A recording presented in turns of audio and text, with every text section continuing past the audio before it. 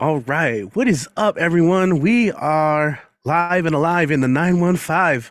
My name is Richie Marrufo, and I will be your MC and host. And this is our Monday night stay at home open mic, something we, or at least I do, I affectionately call the stay at home open mic. We started in April of 2020, and we've been going every single Monday since that time. In fact, if this is your first time joining us, well, I'm glad you found us eventually. But for the most part, if you are returning, welcome back. This is like any other open mic in the world. If you want to perform, all you have to do is sign up. We have a pretty good list so far. But if you're watching, if you're listening, and you want to join us, you are more than welcome to do so. We welcome anyone and everyone from around the world. Obviously, check the time zone. We are located, our center base is in the US Southwest, so we're using Mountain Time Zone. It's about 8:30 for us here right now, but we have people joining us from the East Coast, the West Coast. We often get international. So if you're watching right now and want to join us, keep that in mind. Um, each performer gets around 5 to 7 minutes to do their thing on the microphone, the stage. And in this case, since we're on Zoom, the stage is the little rectangle that we have on the screen. I will call individuals up so they can share any poetry, prose, or music that they've been working on that they want to showcase. And of course, as always, I'm going to encourage people to share their social media handles, their websites, and any relevant links to upcoming workshops, merchandise, including books. And really, that's the whole thing. Now, the other thing is if you listen closely, you'll be able to tap in and tune in to a whole web of other online open mics, readings, workshops, and cool things you can check out from the comfort of your own home.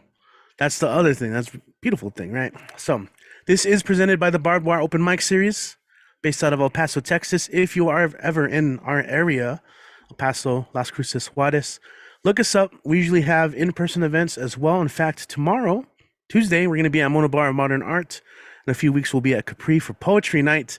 Old Sheepdog, we have special guest Oso Lobo, aka Propaganda Poet, is going to be visiting us live in person. It's always great when we get to meet people that we met online, and then we have awesome readings and events in person. Anyway, I think I've gone over everything. If you are here just to support and check it out, we welcome you too. Thank you for joining us.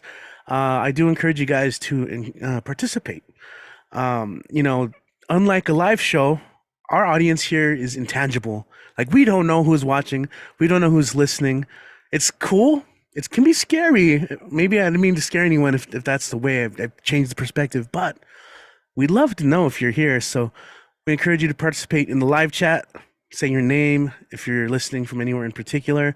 And more importantly, like, who do you love? Who do you enjoy? Like, what lines really stand out to you? Like, what do you love? You know, because that's some really great feedback. And of course, I'll be giving shout outs to people on the live stream throughout the mic. Of course, we'll be giving shout outs to all the performers and their platforms and all that. So, this is the part of the show where I talk the most, ideally. So, without further ado, I think we're going to go ahead and just kick it off. I am posting the list right now to our performers on the Zoom call so they can know their order once again in case they missed it. But yeah, my name is Richie. I will be your host and MC tonight. You can find me online, Instagram, Deadwall Reveries. Sorry, I was way off on the hand there. And yeah, you just follow Barbed Wire Open Mic, and I'm there. All right, let's go ahead and kick things off, as we often do, in El Paso, Texas. And we're gonna welcome back to the stage Robin Schofield. What's up, Robin? Happy Monday. There we are.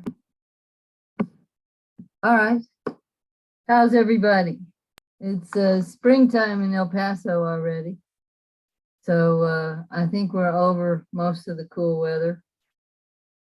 And so in honor of that, I thought I'd read a poem about gardening in the spring. It's also a little bit about my mother who died in the spring, and a little bit about my father, and both of whom were complicated people, shall we say. And this is called Demonstration Garden. 1, mid-spring. In leopard-like light, Ignacio planted tomatoes called heat masters in our county demonstration garden, while I sowed seeds for marigolds, flowers for the dead, yes, but also serving to ward off nematodes and white flies.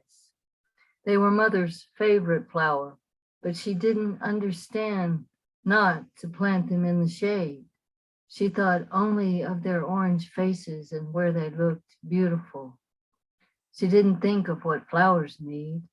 Mother, marigolds eat the light. Why didn't you know that? Now I, who study this garden in all of its seasons, must plant marigolds in the partial shade of the tomatoes to protect them from harsh desert sand light. 2, midwinter. There was no harshness in the light of north central Texas, land of live oak and weeping willow, land of creeks and springs and man-made lakes. There was the dark speed of the blue norther, when the wind turned strong and the pressure dropped and the temperature, yellow light drained out of the sky. And my father liked to stand out in the weather to feel it come in. But he had no sympathy for me when I went outside to write on a gray November day. He yelled and told my mother she's playing some kind of game in her notebook. My father didn't plant flowers or anything else. He had fled the farm on purpose a long time ago. In fact, he trimmed their trumpet vine at the wrong time every spring at mother's behest, nipping off the barely orange buds. One night when I was 12, he made us stay up to catch the lunar eclipse, and we saw the moon turn red and her light spill into the stars. He pointed out Orion's belt of 3 worlds, the first I'd seen them, the Big Dipper, the North Star, Milky Way, my first travels in the universe. 3, midsummer. He took us on our first travels throughout the country, long road trips. When we went to Carlsbad Caverns from Dallas, he said, "Hey, we're halfway to the Grand Canyon." And so we went, from the dark caves of shiny limestone to sunsets bursting on the south rim. He took us to the big lake near us, made by damming up 2 creeks, the Garza and the Little Elm. I saw green light braiding the underside of leaves, the sparkle of the motorboat's wakes in the distance on the white and blue water. I remember mother in her orange poncho on the beach under the umbrella, shielded from the sun while she slathered us with sunscreen. I saw the full moon rise over the Galveston seawall and spangle the waters of the Gulf of Mexico. 50 years later, I watched the full moon come up over Mount Greylock in the Berkshires, land of glacier-made lakes and rivers and mountains. Here is a luxurious garden where the tomatoes are just starting with basil in between. A helicopter passes over and puts its searchlight right on Liskin and me. It must be my borderland karma or some backpacker lost in the dark. These hemlock and spruce forests and the light that filters through in the shape of the scarlet eft or the white bark of birch in the moonlight. No, the forest isn't dark after all. So different from the dark, rainy El Paso to which I return, the core of Hurricane Enrique passing over. Sunset through thick clouds startles like the golden full moon. Sheets of rain, orange street lamps slanting through. Out the window the next morning, the light has migrated to silver drops on the pine needles.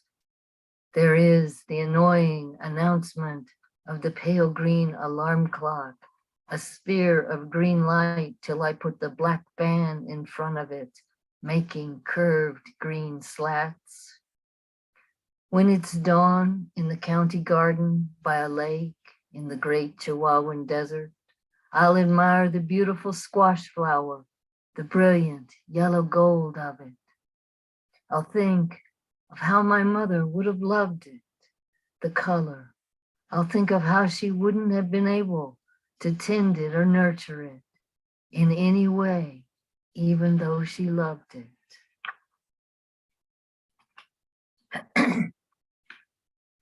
And then I want to read like a very short cover poem, and it's by Pablo Neruda, and I don't know, but I think it's translated by William Merwin.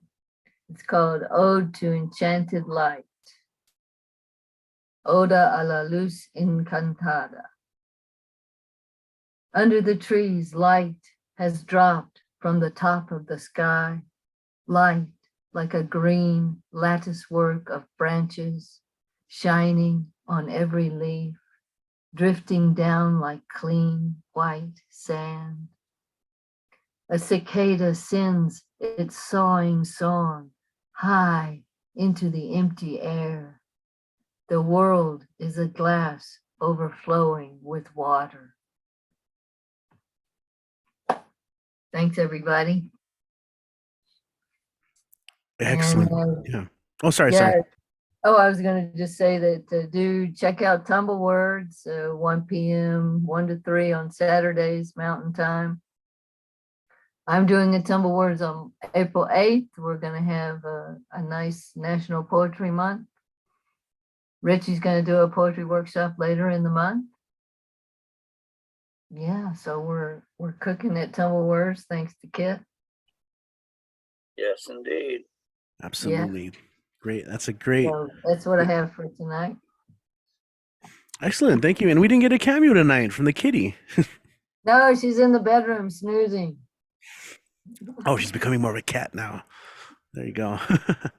No, thank you for joining us, Robin. Always, as always. Look forward to that.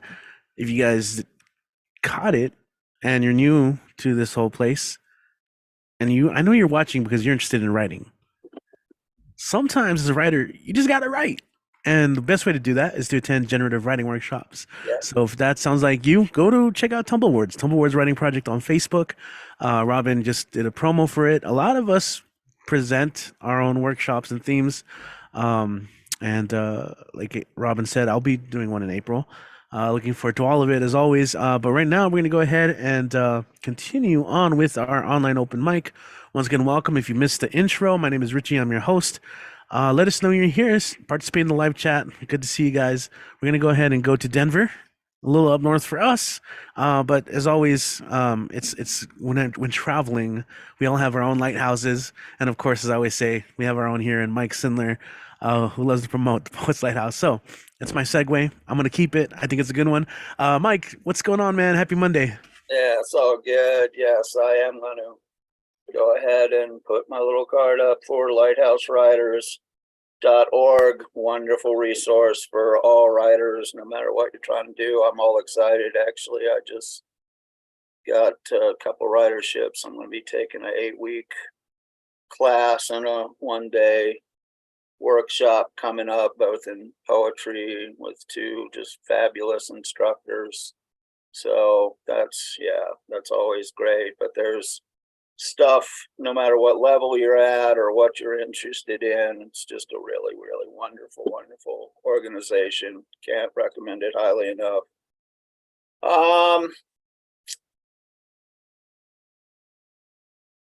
Seeing how this is Women's History Month, want to do some things on theme. And the first one I want to do, it's my mom was very influential to me, but also there were other women around her that she just had an incredible group of friends who were very great and very, very supportive of me. I'm just blessed. And so this is for them. It's called Mother's Circle. The women in my mother's circle, each in different ways my life nurtured, filled cracks in knowledge I could fall through with confidential ears that I could talk to about so many things I didn't understand as I struggled on the road to be a man. In my heart, each one holds a special place. Their wisdom still echoes from beyond the grave, with their compassion and their empathy, those priceless gifts of time they gave to me. And speaking of mothers, this one is called Mothers. Ta-da. My mother washed and reused tinfoil because that is what her mother did. My mother cooked all kinds of food her mother would never allow. My mother didn't have two sets of dishes, two separate sets of pots and pans. My mother didn't keep her kitchen kosher, didn't do things the way her mother did. But she used many of the things she learned watching her mother labor at the stove, cooking with thrift and skill and love. My mother served many of those dishes her mother made in that simple kitchen in the heart of the Depression when it took all she had to keep a family fed. Later, when her mother came to dinner, she basked in the older woman's praise, a dutiful daughter despite the differences. My mother saved more than tinfoil. She saved a kitchen full of love and joy that her mother had bestowed upon her. And a bit of that was carried down to me and into every kitchen I have called my own. And just do another one, very different take on women's history. And this one's a haiku sonnet, and it's called Walk of Shame. She don't buy into your walk of shame because she ain't ashamed of nothing. She don't give a fuck what the neighbors are saying. They're just jealous punks. If you can't get that she's living her own best life, what is your problem? You know you'd trade your whole week for her night if you stop caring about wrong or right. Okay, and at this point I'm gonna put on the hat, and as opposed to my normal, read a famous poem or read some lyrics, I'm actually going to read something by I think one of the best poets I've gotten to know through this whole, global poetry community here online, and her name is Avacha. Just absolutely wonderful, wonderful poet. So I thought I would read a couple little things. She's also an amazing musician as well as a poet, and goes way back. And among the many people who she actually played with was the great Rashan Roland Kirk. He was one of my big heroes. And this is called Song for Brother Rashan Roland Kirk, 8/7/1935, 12/5/1977.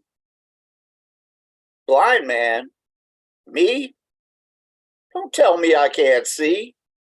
Have you ever seen A minor? What's the shape of B? And tell me while we're at it, how does the key of breathing feel? Have you heard a star? Can you see that far? Have you crawled inside a reed and can you see the sunshine? Can you tell me how it tastes? And do you know the sound of lies? Can you smell a two-legged snake? Don't tell me I can't see. Man, say, is you for real? Is it your sight that fills your stomach? Has seeing set you free? And when you cry alone at night, will your vision dry your tears? Can you play it out or say it out? Does sight scare away your fears? Does it make you more a man? If you really think it can, why can't you turn your eyes on me? Don't tell me I can't see. You fool, I feel the indescribable melodies of a million colors yet to be discovered. Or can't you hear? And this one is called In the Garden of Ecstasy. Ecstasy is a forest of guitars dancing through rainbows with nights full of typewriters and days that taste like pina ecstasy is an ocean of clarinets playing jazz and street music, Harlem mambo music, a rainbow of music, a shower of flute songs whose only meaningful job is purifying the path to ecstasy. So that's Avacha, and this is her book called With Every Step I Take, Volume 2, available in bookstores or on Amazon. So thank you very much. Awesome. Thank you, Michael. And congrats on getting into that pretty cool news.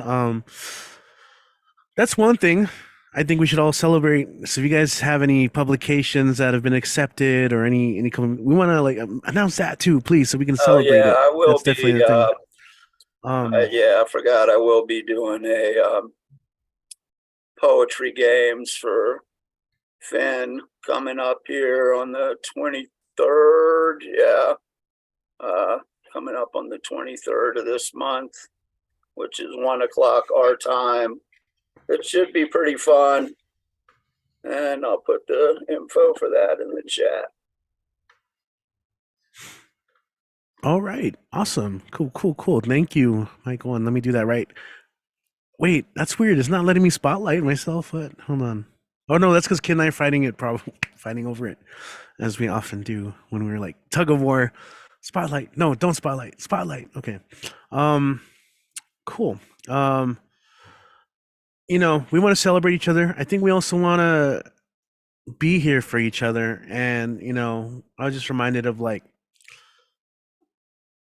sickening comments made recently in the news, and like that's not who we are. And so if you guys need a place to vent with anything like that and share some work, we want this place, a space, one of many for you.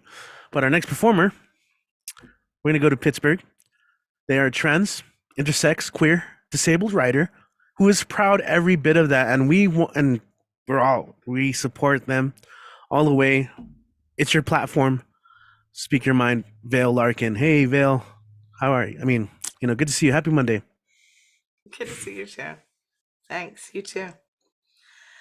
Yeah, it's been a rough weekend, I'll tell you. That's not news you ever want to get.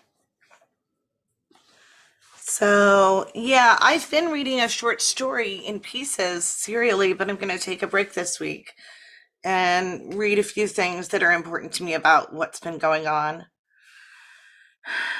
Okay.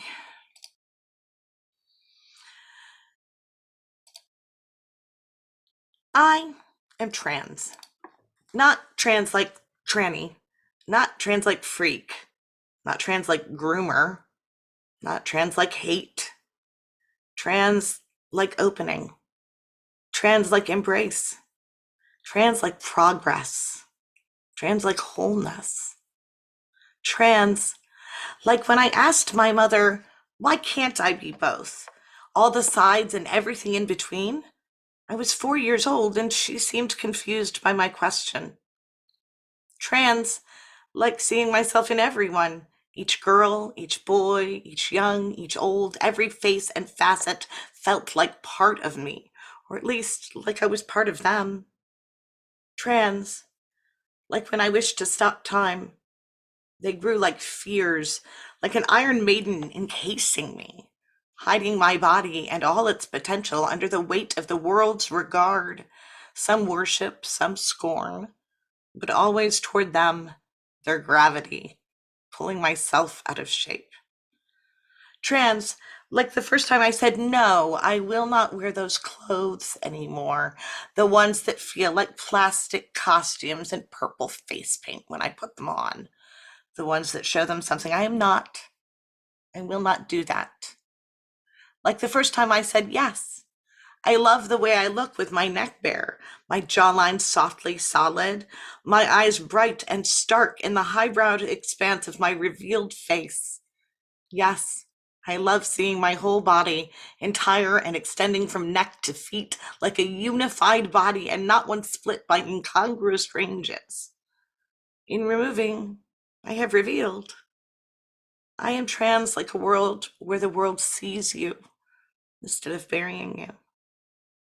I am trans like looking in every direction but the one you are facing for years, for a lifetime nearly, and then finding that all that was needed was to release the tension, relax, and be.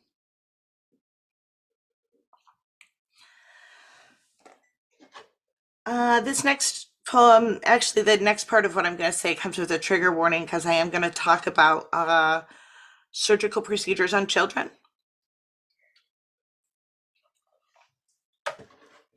I am 45 years old, and when I was 44 years old, a doctor informed me that my body had been surgically altered when I was probably an infant. I am intersex, and I didn't know it for most of my life, which is the case for most intersex people.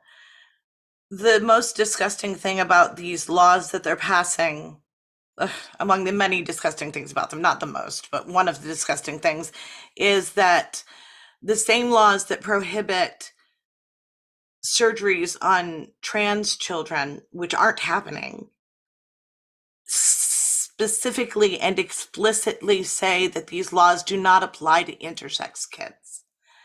They want the permission to continue to change intersex children surgically so they match a binary gender. And they've been doing it since the 60s, and they continue to do it almost in every case. This next piece is kind of about that. Born, I burned their eyes. Born, I burned their eyes. They cut me to make me missing and misshapen to their desires, I was cut.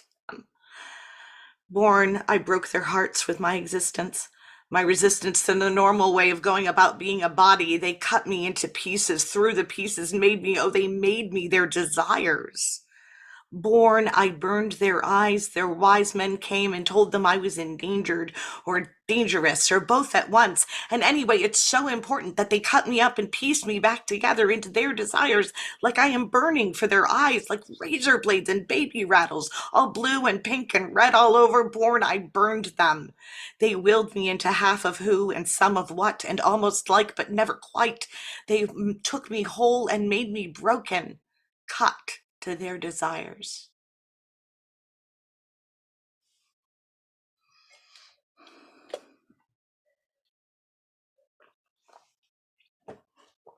And I'm going to end with a piece about what you can do to be an ally and why you should do it in the first place. The mystifying persistence of irrelevant shame. Hold on, let me just scroll this down a little bit.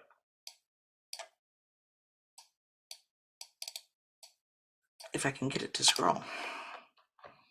Sorry, I'm working with a teleprompter program that I'm still getting used to. Thank you. Okay. You all want us to. You all love when we stand up and speak out. Such applause behind the scenes. Also, you don't have to step up or stand out. And your admiration for our strength feels like glass in our chests. You don't know what to do. You don't know how to help. You don't know why I'm bringing all this up and piling it out around us, displayed and arrayed so every detail shines, and we cannot pretend that we just don't know anymore. Sure, the syllables flow like liquid miracles, a life-giving rhythm in the fucking rush of witnessing passion, pain, and power pumped to 11, because severing truth from excitement makes it so much harder to swallow. So we follow the flock and we scream, shout, and bellow, so some part of our voice will ring out in this melee. No one listens when you're tired. Plain words about pain are not bright and exciting, because naked displays of the fragile and frail seem to rouse up our shame, that we walk, that we break and remake, that we see, that we labor in sameness, while others walk ranges, blood on the peaks, every leap life-changing. As we stand in the foothills, confused by the pain in our own souls, wondering how they are so much stronger, as though shorter knives matter through such thin feet. Shameless. That's what we must be. Not fearless, never cold in the face of all this heat, all this rabid insanity. Without shame. Because shame is like blame. It's condemnation inflamed, and it's what's holding us all back every time we sit out or stand down. Every time we find reasons within for not acting, when action is all that will win, when winning is everyone, and there are no losers, and we're all in this thing, this planet, this exact same house together. So stand up when it hurts, and speak when it burns, because this is how shame dies, at your feet, silenced by your voice, and slain by the knowledge that you have done something, anything, to resist the destruction.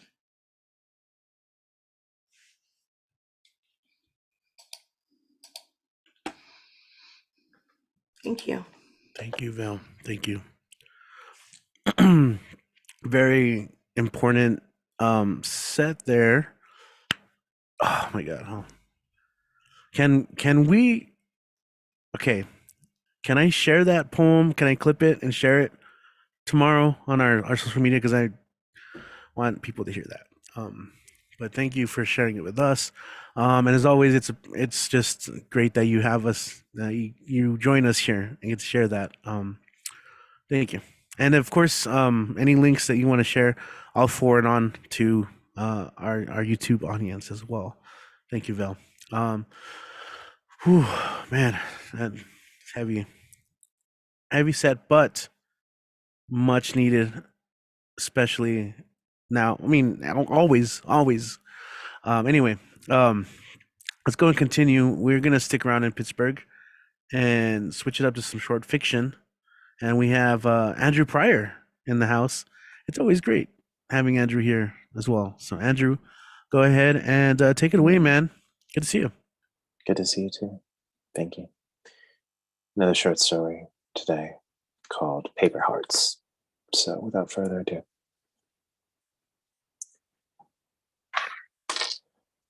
There's a pile of wet paper snow in the street, and part of me wants to walk out into the rain after. Neva's asleep, and I'm listening to the rain fall through the screen door, drowning out the noise of the paper mill on the hill, the low noise of endless work. See, because of the paper mill, in our town, we don't have wanted posters, we have wanting posters. There's one on the side of Mrs. Veckel's house on the corner. Real easy to miss if you want to. It's the size of a postage stamp, and it's stuck in the middle of the O and the gold number 307 on the side of her door. And if you have tiny eyes, you can see that it reads, wanting, a friend, with an empty square in the middle where the picture should be, save for a little brown smudge. There's no house without a poster. Mr. McKechnie has one hanging from his clothesline saying, wanting, a cure. Susan Dennis has one covering the windshield of her car, spiderwebs hanging off the side mirrors. Wanting, a summer love. I see her at the bus stop every day, riding to work. Her little paper dog on a leash behind her, and every time he barks, it sounds like a sheet of paper being torn in half. Across town on the hill, the paper mill runs, day and night, and people go in and out. Everyone who works at the paper mill gets a wanting poster as a little every now and then gift. How big the poster is decides what you get out of it. Miss Perron, she thought she'd made it when she got the poster bigger than her house, with wanted, a man, written on it. The whole town was there to watch when the brown smudge finally became a face, a pair of shoulders, hands reaching out and parting the front of the poster, and we all saw him, 20 feet tall, bare and muscular with eyes that could cradle an aching soul. And he took one step and collapsed into a pile of ribbons. We found her later that night after the rain fell, curled up in the pile of wet white mush, smiling from ear to ear. Yet I know that once Mrs. Veckel's 5-inch tall friend climbs out of her little poster, they'll live longer than her, like the kind of paper that makes a blank fired from a gun. She'll talk to him and play cards with him, and he'll lift the playing cards up over his head and throw them onto the pile. And up on the hill, the paper mill will go rum, rum, rum into the darkness, and she'll lock the door to keep him from walking out into the rain. But they'll want each other, completely. I watch the rain fall some more, watch it wash away the white pile in the road. The sound of the rain and the sound of the paper being rolled and mashed and formed, they're both at war inside my head. My hand tightens on the doorknob. Honey? I turn around. Neva's there, at the doorway. Are you okay? She's waiting for me to say something. I'm fine, I say. She knows I'm lying. She steps into the moonlight, shining through the window. Her skin is whiter than the moon, whiter than any skin is supposed to be. Crane, she says to me, fear in her voice. I stare at her and I wonder why. Why people can't be good enough. Why people can want someone so much, for so long, with everything within themselves. And when they finally find them, it's still not enough. It never is. The sound of the mill is still in my head, and it's pulling me back towards the door. Crane, please, she says. I don't know what to say anymore. All I want to do is leave. But she's still waiting there, waiting for me to answer her. I speak into the darkness. How could they leave? I say. How could they leave us behind? Come here, she says. I shut my eyes. I let go of the door handle. I step into the moonlight. My skin is whiter than the moon, whiter than any skin is supposed to be. White as a blank sheet of paper. Wanted, to have and to hold. Wanted the perfect man, wanted the perfect woman, wanted the perfect love. We embrace, gently. I want you, she says. I don't say anything, just lay my head against her shoulder and listen to the rainfall and listen to the thump of her paper heart until I can no longer hear the noise of the mill. And then I whisper, I want you too, into the darkness, just loud enough for her to hear. Thank you.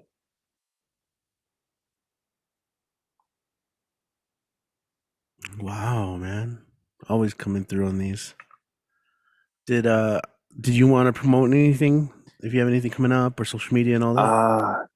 I have actually have a feature coming up at Canyon Poets on the 16th of this month. So if you want to check that out, that'd be great. And I also have my podcast. I'll put the link in the chat. Right on. We will definitely do that. Thank you, Andrew. Thank you. Always have your voice being added to the mix for sure. And I always love getting prose and fiction up in here. Cool. Andrew Pryor, everyone. Pittsburgh. That was Vale and Andrew joining us from Pittsburgh. We're gonna go ahead and go West Coast now to San Diego. I'm a little blurry. Or are you drunk? Sorry, I did the punchline away.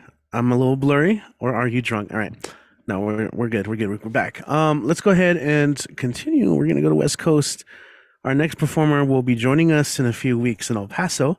But right now they're in San Diego, and they're gonna play some poetry and perform some music. Perhaps, who knows? We've got a propaganda poet in the house. Hey, what's up, man? So yeah, we can officially start telling people. Yeah. Okay. So yeah, in 3 weeks, I believe on Tuesday, March 28th, and on Thursday, March 30th, I'll be at a couple of the open mic spots there, hosted by Richie. I'm excited for that. So live and direct in El Paso. And if we can figure out something to do on that Wednesday there in between, then let's do that too. I'm super excited. I can't wait. Thank you all, man. Like, you are so fucking important. All of you are so important. And I'm so very privileged to know any of you. So let's continue fighting. I'm gonna follow the leader, and I'm gonna actually do a couple cover poems. And it's National Women's History. The whole month thing pisses me off, but we won't even go there. But I'm gonna just do a couple poems from a couple of my favorite female poets. This first one is by the ridiculously amazing Anita Franco, and this is called Fuel. They were digging a new foundation in Manhattan and they discovered a slave cemetery there. May their souls rest easy now that lynching is frowned upon and we've moved on to the electric chair. And I wonder who's going to be president, Tweedledum or Tweedledummer, and who's going to have the big blockbuster box office this summer. How about we put up a wall between the houses and the highway, and then you can go your way and I can go my way. Except all the radios agree with all the TVs and the magazines agree with all the radios. And I keep hearing that same damn song everywhere I go. And maybe I should put a bucket over my head and a marshmallow in each ear and stumble around for another dumb numb week for another humdrum hit song to appear. You see, people used to make records as in a record of an event, the event of people playing music in a room. And now everything is cross marketing. It's about sunglasses and shoes or guns and drugs, you choose. We got it rehashed. We got it half-assed. We're digging up all the graves and we're spitting on the past. And you can choose between the colors of the lipstick on the whores because now we know the difference between the font of 20% more and the font of teriyaki. You tell me, how does it make you feel? You tell me what's real. And they say that alcoholics are always alcoholics, even when they're dry as my lips for years, and even when they're stranded on a small desert island with no place in 2,000 miles to buy beer. And I wonder, is he different? Is he different? Has he changed what he's about? Or is he just a liar with nothing to lie about? Am I headed for the same brick wall? Is there anything I can do about anything at all except go back to that corner in Manhattan and dig deeper this time, down beneath the impossible pain of our history, beneath the unknown bones, beneath the bedrock of the mystery, between the sewage systems and the path train, beneath the cobblestones and the water mains, beneath the traffic of friendships and street deals, beneath the screeching of kamikaze cab wheels, beneath everything I can think of to think about, beneath it all, beneath all get out, beneath the good and the kind and the stupid and the cruel, there's a fire just waiting for fuel. And this is a poem by Joy Harjo, who was recently the Poet Laureate of America. And she was an amazing person. I actually got to host her, and she's amazing. This poem is called Perhaps the World Ends Here. The world begins at a kitchen table. No matter what, we must eat to live. The gifts of earth are brought and prepared, set on the table, so it has been since creation, and it will go on. We chase chickens or dogs away from it. Babies teethe at the corners. They scrape their knees under it. It is here that children are given instructions on what it means to be human. We make men at it.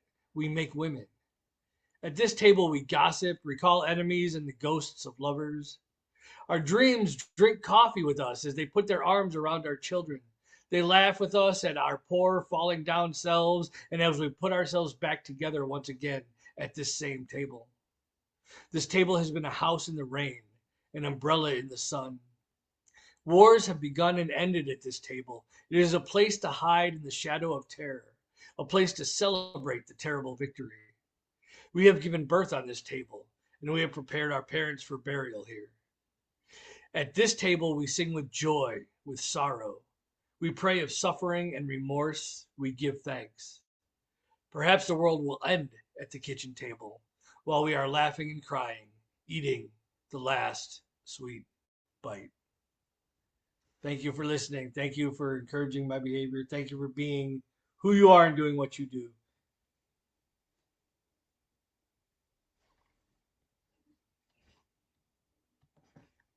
All right.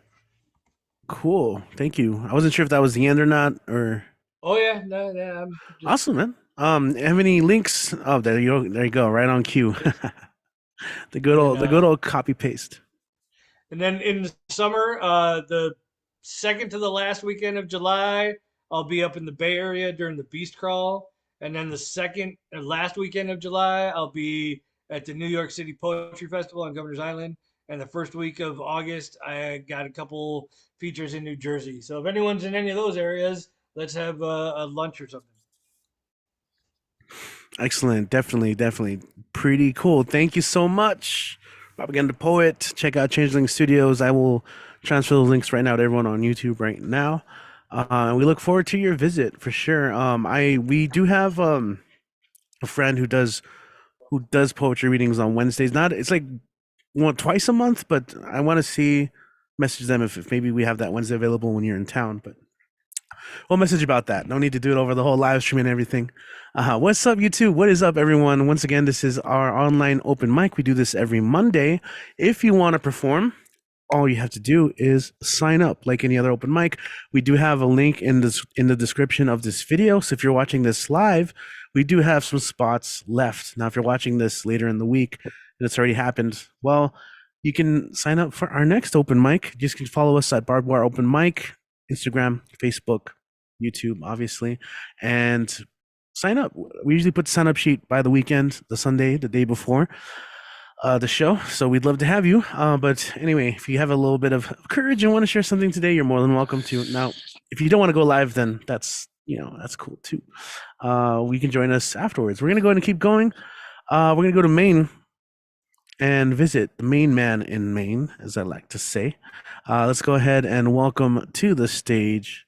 Is he here? Okay, I see him. All right, we have Generalissimo Brian Franco in the house. And welcome back. Welcome back. Good to see you. Hey. Come on, Richie. Yeah. Okay, so thanks. I wrote this, and I think it was in Tumble Words. I'm not sure. Let's get back to where it was. Yeah, I guess it was in Tumble Words. I woke one day. This was in Finn Bell's bookshop on Saturday. I woke one day to discover I was invisible. It was just for that one day. I could have tried, hold on. I just lost my space. It was just for that one day. I couldn't leave the house or drive away as much as I wanted. If I went to the farmer's market, people would bump into me and drop their tomatoes or eggs or jars of pickles. I could have tried to wear clothes, but there'd be no face or hands. People would freak out. If I tried to venture out naked, what if the invisibility disappeared? Exhibitionism has never been my thing. There have been times I wished I was invisible. There have been times I felt invisible. It can hurt so bad emotionally, it doesn't need to cause physical pain. It's the type of pain that pops its head out of its whack-a-mole hole when one least expect it. The idea of invisibility as a superhero superpower is misguided. Visibility only leads to loneliness. That's why it truly doesn't exist. Let's see what else I have here. So, ode to a good burger. A good burger can be a pub burger, crusty on the outside and slightly pink on the inside, plump and pillowy, sandwiched between toasty brioche, a potato roll, or ciabatta, the type of burger that compresses to just wide enough for your mouth when you squeeze the sandwich. When you take a bite, its juices drip onto the fries like manna from heaven. No condiments are needed for this grilled masterpiece. Lettuce, sliced raw onions, and beautiful bread and butter pickles under the bun are proverbial cherries on top. A good burger can be a greasy burger smashed flat on the flat top with American cheese, chili, lettuce, chopped onions, and a slice of tomato, and maybe just mustard or barbecue sauce. It's not as fancy as a pub burger, but takes your taste buds on a trip to the beach after you packed everything up and the sun began to set, but still shines brightly in that cheap roadside non-chain local little joint where everyone sits outside at picnic tables and finishes the day off with soft serve ice cream and honeycombs. A good burger is a beefy road trip. Sometimes it's a family vacay to Disney. Sometimes it's a day at Six Flags. Sometimes it's just an old-fashioned Sunday drive in the country. Every good burger is always a place, is always a place to return to. And one more poem, which is a little older. It's called Upon Arbitrarily Running Into an Ex at Trader Joe's. One day, While squeezing persimmons at Trader Joe's, I espied a former lover of whom I hadn't seen in decades, of whom hadn't invaded my thoughts in decades, of whom had escaped my sleeping dreams over a decade ago, of whom broke my heart by surgically removing it with words that served as scalpel. This former lover walked over to me decades later and touched my shoulder lightly. This former lover dared look me in the eyes and said, "Hello, long time no see." This former lover said, "Should we grab a hot cup of lapsang souchong and catch up?" As if invoking my tea of choice from the past would not raise long dormant emotional keloids in my memory, I said, "Why not?" Thank you. And on the 25th is my next Tumble Words workshop that I'm facilitating. It's called Consequential Words. I'll put everything in the chat. Thank you. Excellent. Thank you so much. Always good to see you, Brian. And we will share those links. Yeah, man. All right. Hold on. I should know this by now. All right. There we go. All right. What is up, everyone? We're going to go from Maine to SoCal, to a little Southern California, and welcome Keith Marr to our stage. Keith, what is going on? How are you? Happy Monday. Hey, great to be here.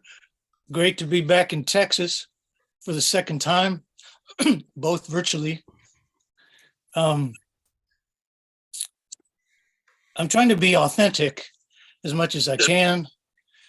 And if I am authentic, then I have to say that I was really afraid to write this piece. And because there's a lot in it that I've been ashamed of. So I'm forever grateful to the person who asked me to write this piece for an event she was doing, or I never, ever, ever would have written this.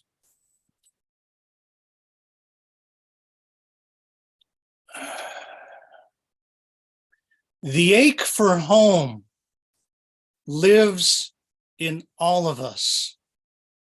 The safe place where we can go as we are and not be questioned.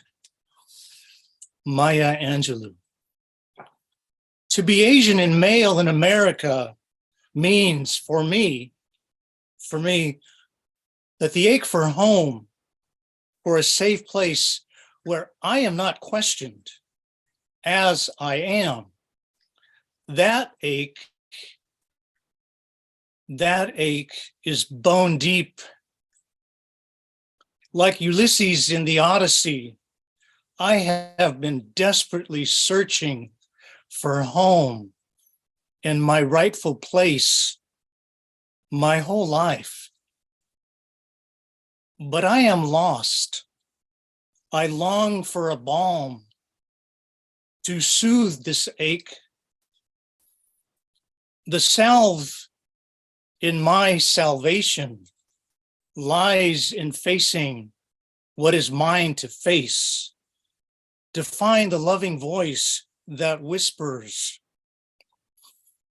"My beautiful Asian boy, the shame you feel is not yours to keep." You see, trauma isn't just what happened. It's what should have been done or said that wasn't.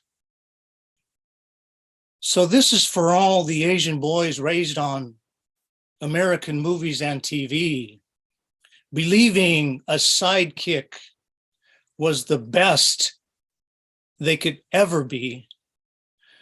This is for all the boys never seeing someone with their face possessing any kind of romantic capacity. My Asian brothers and me have been robbed of what makes all of us human, our ability to love, our core humanity. Racial castration, emasculation, are soul wounding injuries. This is for the boys who were made to hate their eyes, their looks, and their bodies. This is for the boys who were told manhood is measured by his height and sexual prowess, how much he can hide his fear, sadness, and hurt, his refusal to ask for help, how much alcohol he can consume, disabling when you've inherited the genes for the Asian glow. There's no rest when facing a daily Eurocentric standardized test, when we aren't given standardized lives. The Chinese Exclusion Act of 1882, barring Chinese from entering this country, was repealed in 1943. But the modern day No Dating Asian Males Exclusion Act has yet to be repealed. Being Asian and male means you can feel so unattractive that when a girl asks you to the high school dance, you don't believe she's serious and you don't accept the offer. It means the math teacher at my new high school is positive I am a math whiz and forces me to give up a week of lunch hours to take these damn tests. I buckled under the pressure. I didn't do well. I was so ashamed to look at her for the rest of the year. You see, you can be ashamed you don't live up to someone's stereotype. Being Asian and male means men I meet for the very first time tell me, hey, I'm really into Asian girls. It means a complete stranger may cast a colonial gaze upon your daughter and assume he can walk up to you, tell you your daughter is beautiful, and ask you for a high five. It means you can be pulled over by the local police in your small conservative California Central Valley town and ban you from a public restaurant you just left.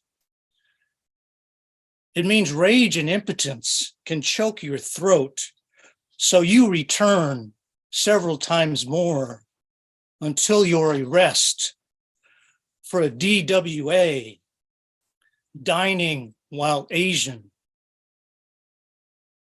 I claim my years of self-loathing when I was ashamed to see someone that looked like me.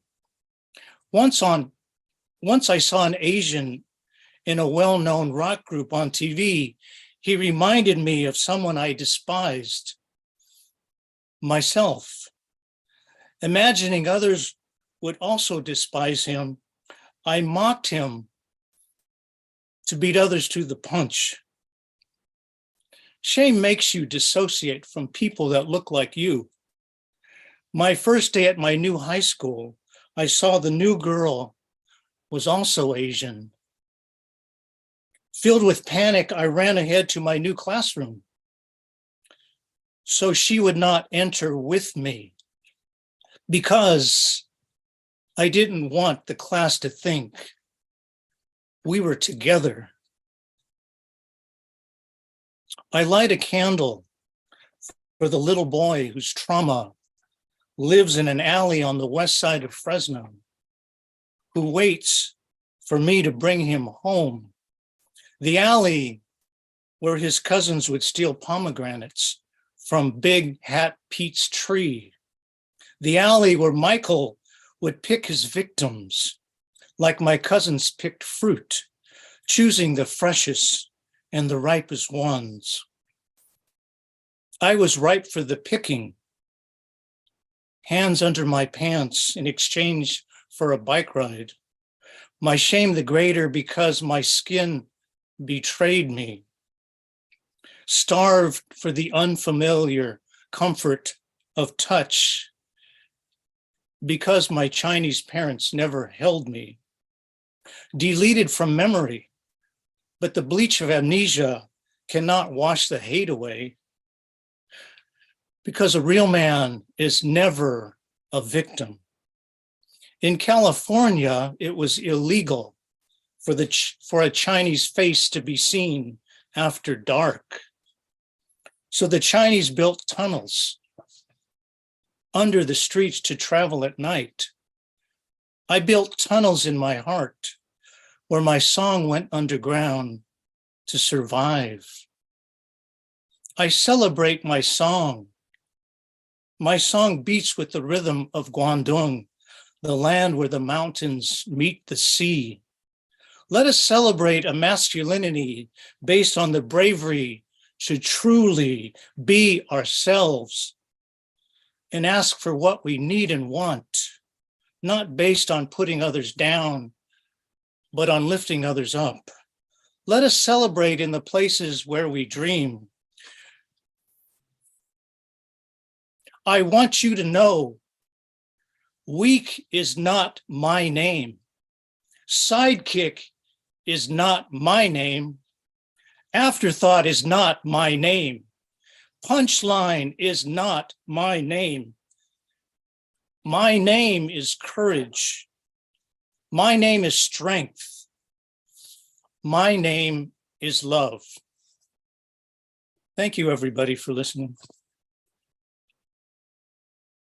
Thank you for that honesty, that truth. That's a great piece. Thank you, Keith. How can people support you online and follow your work? Well, I don't have any gigs coming up. Just finished a few. If you want to connect with me, I'm on Instagram at Enter the Poet. Actually, I misspelled it.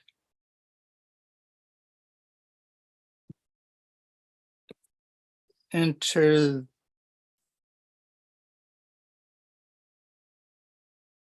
the Poet. I'm also on Facebook. So if you want to connect and talk about poetry or whatever, yeah, look me up. All right, that sounds great. Thank you for sharing that. I really love the way your piece tackled all sorts of, not just masculinity, but also identity. It reminds me of El Paso history. We have a lot of, and I like how you connected this idea of like the physical underground tunnels that were built to hide to this other tunnels within it that are within us. Anyway, man, I do this all the time where I distract myself. But thanks for sharing that again. Yeah, I'm gonna follow you right now. Let's go ahead and continue on. We're gonna go to South Euclid, Ohio, and we're sending very strong signal out into space. And there he is. Oh, I found him. He's right there. Let's go ahead and welcome our next performer, Doc Janning. Hey, man. Okay. This is titled Between Breaths. I meander through my days, stravaging through swevens of life on horizons of forever, between shadow and self in the nakedness of emotion. I seek unquiet marvels of delight, strewn like grains of sand across silent strands of eons, beginning at the gates of the end, searching for what I once knew, for the sense of Higgith and Kutch, and the intimate infinity of you in all the ways which make life worth living, suspended in a moment of forever, amid all the nows of yesterdays, todays, and tomorrows. I am nowhere and everywhere as I hold your smile in the back of my mind, for your smile is like the sunshine of a time which knows which songs to sing amid the shining mountains of morning. And I dance, sky-clad and clothed, singing wind, storm, and seasons between breaths of twilight and dark, between breaths of dawn and light, to distant dreaming drums of time.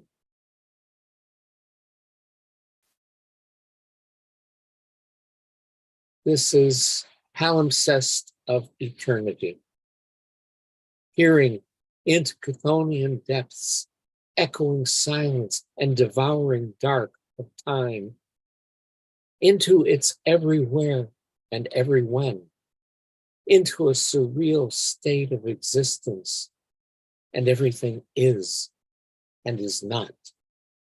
Light slides away in waves through a labyrinth of forever, amid all the infinite nows of yesterdays, todays, and tomorrows, and endless oceans of eons. Eldritch colors and sounds appear and disappear, echoing, reflecting, and refracting across timeless horizons, exploring untold mirrored memories in fragments of supernova soliloquies, a kaleidoscope of torn apart truth, an endless mitosis of dreams in the densely layered samsara of infinity, a vortex of intricate language inscribed on a palimpsest of eternity and suspended in a moment. And time is, or is it? And I will finish with a future not meant to be. Between one mind and another, between hearts, lie times and places and memories. Memories of lives, lives which lost track of each other, but never lost track of love. A love which lives on in the heart of one, in moments, moments which stretch into infinity, into a future not meant to be. Thank you.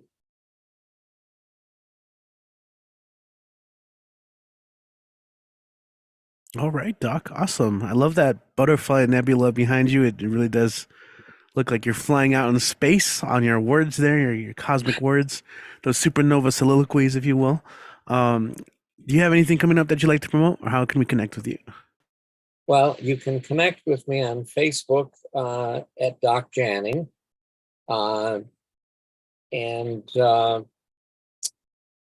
The only really major thing I have coming up is that the garden club of our city contacted me. They want me to organize a group of local poets to create poetry for a yearly event called Garden Walk, in which people's individual gardens will be open to the public for viewing. And they want to have poetry written about those gardens, and then it'll be posted on large signs, like real estate signs, about 4 times as large in the gardens.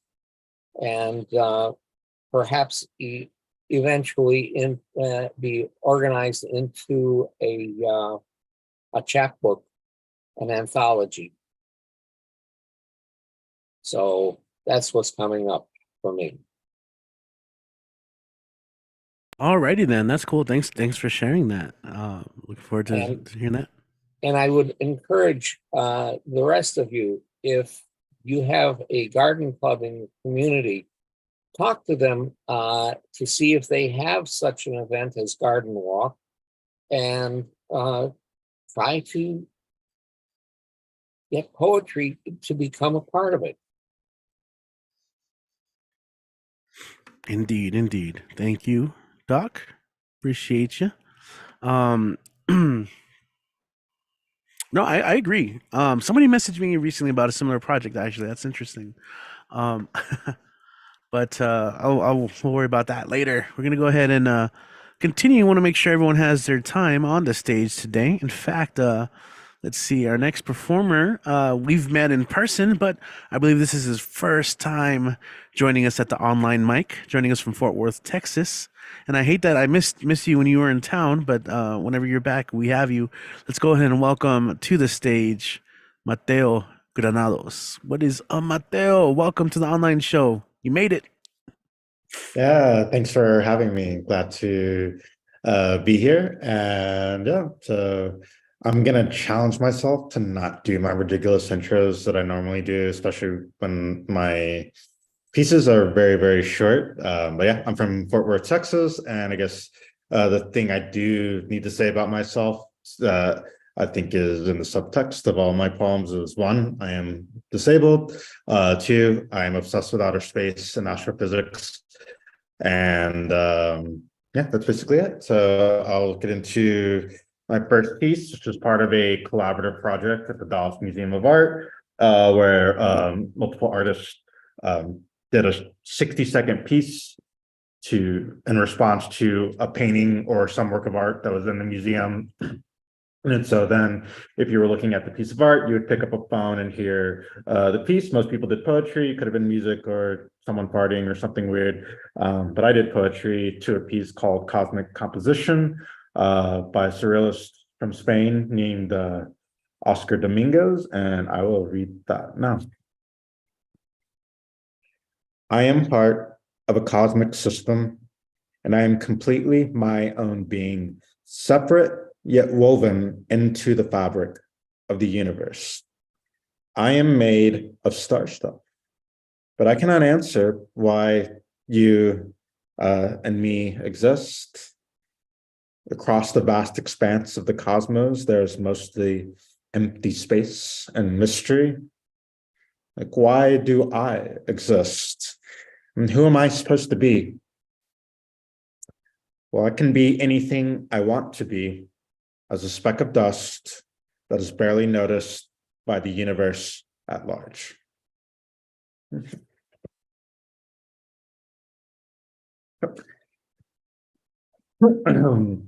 And onto my next poem.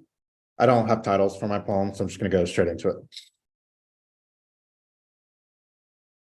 I really need a breakdown. I need a breakdown because when things fall apart, I can build something new, but I don't like building alone. But I'm a loner. I'm a loner.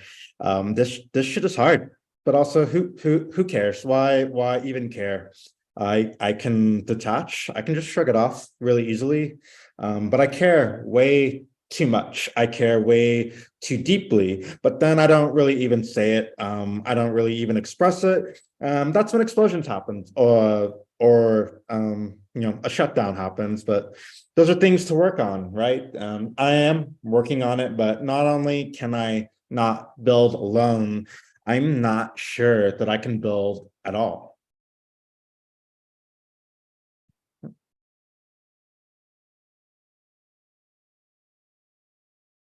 Just a little side note, I own like so many journals, but none of them are specifically a poetry journal or diary journal or work notes journal. They're all just like mixed in. So if like I were to lose one of my journals, someone would see a little bit of my work life, a little bit of my poetry, and a little bit of my diary writing. That's how it goes. So I always have to search through wherever my stuff is.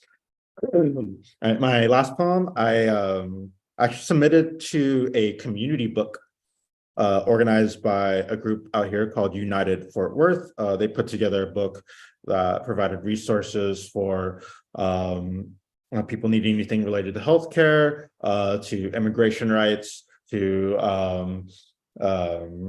knowing to LGBTQ rights, and to having access to things that you need just to survive and exist in community. And art was also part of that community book. In addition to artwork, there were several poems, and I wrote my poem, and I also shared my resources that I know about for disabled people to be able to get access to things they need. It's hard for me to hear the faint echoes of my people. Where are my people? It's hard for me to see with my taped up glasses that I can't flick my hair even without my specs flying off. It's hard for me to feel comfortable. I have come for being seen, heard, and felt with my people that I will find, and each one I find is the next breath of air, the next smell of homemade cooking, the next hug that shows that I am seen, the next space where I can show my joy. And there is joy in knowing our community is together. My people will find each other no matter how hard the world makes it. Thank you. And that's all I have. Awesome. Now I totally understand your Instagram name there. You are all about community. So what if people are finding out, a lot of people are seeing you for the first time, and if they wanted to follow your work and just see what you're up to, how can they do that? If you want, if you're cool with it. Yeah. I'm here just for fun. A lot of my social media presence is political, so I'd rather not share that. That's fair enough. I was also thinking that. That's why I mentioned it. Cool, man. Well, hey, we're here every Monday. If you have a little bit of free time on Mondays, please join us. You're welcome here. Yeah. Cool. When I can make it for the mountain time zone at this late hour, because I'm in the central time zone, I will go for it. There you go. Yeah, it's a little tough sometimes. I get it. We get a lot of East Coast peeps too, and like it's like past our bedtimes, and so we're trying to make it work for everyone. So again, a little insomnia, you're always welcome. Hey man, good to see you, Mateo. All right, awesome. Let me go ahead and switch back out here. Man, I took off my cap at the beginning of the show and I didn't even realize it. Like, what's missing here? I don't know. I've probably only done 2 shows without my cap this entire time. But here I go again, rambling. We do it all the time out there. I know you talked about your long intros. Sometimes we just start talking and then we're not even realizing what we're talking about, and then we forget to do the thing that we're doing. So I'm going to continue on, and you guys, hey, speaking of UNT, let's go ahead and continue on with Mr. Monday Night. He's been here for every single episode, always comes through, and you heard his name already mentioned several times. He has been holding it down at Tumblewood's Writing Project. Let's go ahead and welcome back to the space, the one, the only Kit Ren. Kit, take it away, man. One, the only. Thank God for that. I don't think we could handle 2 of me running around. I would be just as distressed as everyone else about that. 2 of mine, and then the cover poem, which I've been changing my mind basically all night. I'm sorry if I looked rude in the little window, but I've been very disheveled. But mumble, transition, 2 of mine. The I of the poem is not I, but he often resembles me. The I of the poem speaks in my diction and preoccupies himself with my concerns. I do not know if this makes him my employee or my son, or maybe a plant sprouted from a trimming. When they complain about their circumstances, I do not know if they do so with the helpless wail of a skinned knee or the veiled threat of unionization. When they fail in front of a live audience, sometimes I am vengeful and protective like a mother bear. Other times I am disappointed and grim and inform them they have been reassigned. In a couple cases, let go altogether. A lovelorn I has requested a meeting. He has a list of demands. He is much more handsome than me, which makes his lovelornness inexplicable and cruel and artistically interesting. His first demand is just the word unfair in all capital letters. He is tired of being the Greek on the urn Keats saw, chasing and not catching, drinking and never drunk. He knows that I have no other poems in this emotional register. This too is unfair. This is too much pressure. And anyway, he thought I hated Keats. I love Keats. I don't know where he got that from. Wordsworth is the one I hate. He wants a better ending. Poems never end, I say, and he shrieks in frustration. Not another damn koan. I just want some fucking say in the things that I am supposed to have done. It sounds reasonable. But plenty of actual people have the same complaint. This is supposed to be about them in the end, right? Not us. I put a fatherly hand on his shoulder. He doesn't like it, but he's too weak to shake it off. It has to be weathered, just like everything else. I shove him towards the door. He leaves as miserable as he's ever looked, and I created him so he could be miserable. The eyes of my poems are talking amongst themselves. They are restless and stubborn. They are not staying within their lines and themes. They are comparing salaries. I do not know if they are my employees or my children, but they are definitely not plants. And fathers and bosses both know the revolution always comes.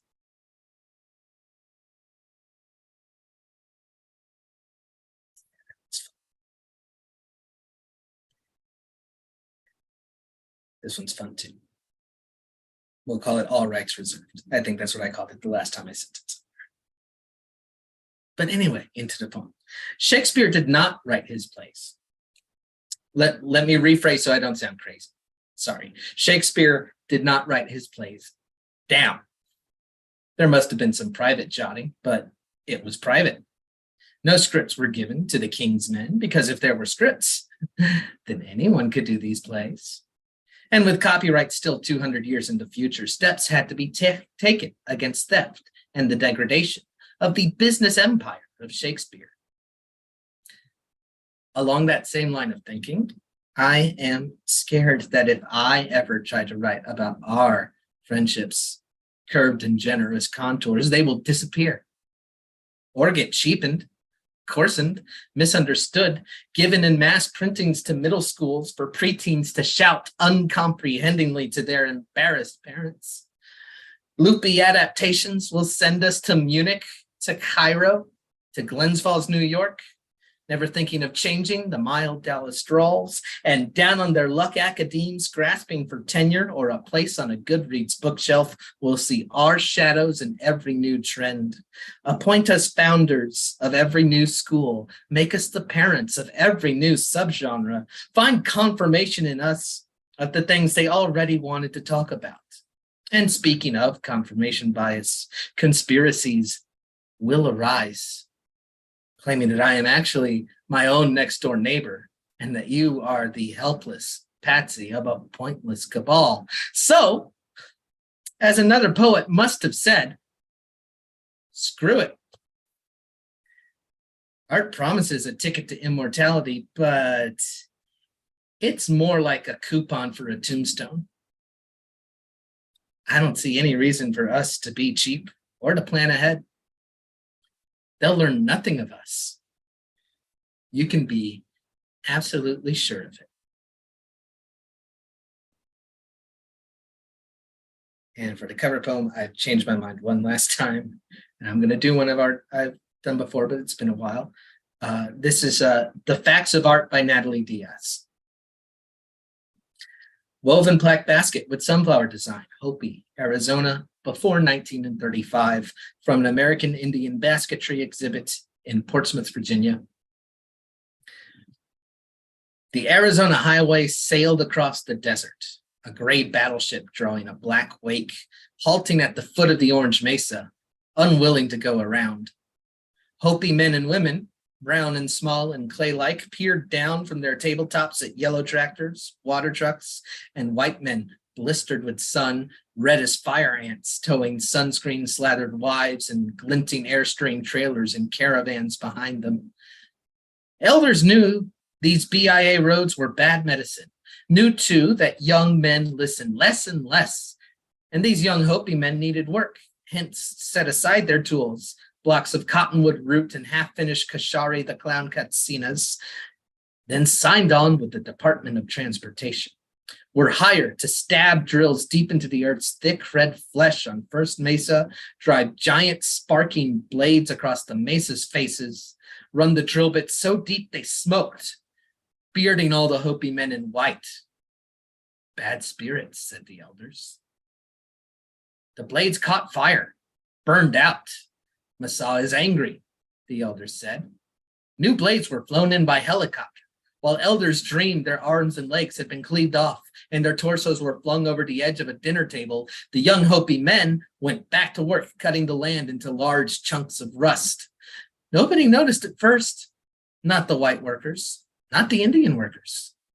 But in the mounds of dismantled mesa, among the clods and piles of sand, lay the small gray bowls of baby skulls.